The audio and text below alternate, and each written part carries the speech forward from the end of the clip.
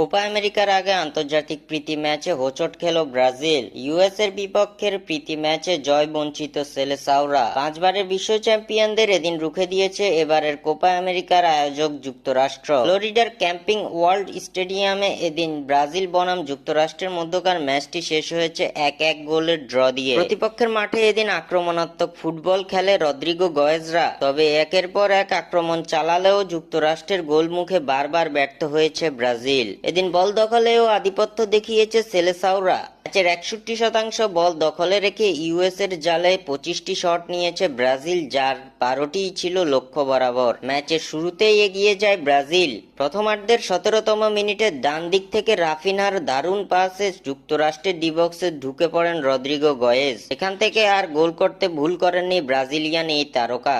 1-0 গোলে এগিয়ে যায় ব্রাজিল। এই লিড বেশিক্ষণ ধরে রাখতে পারেনি তারা। 26তম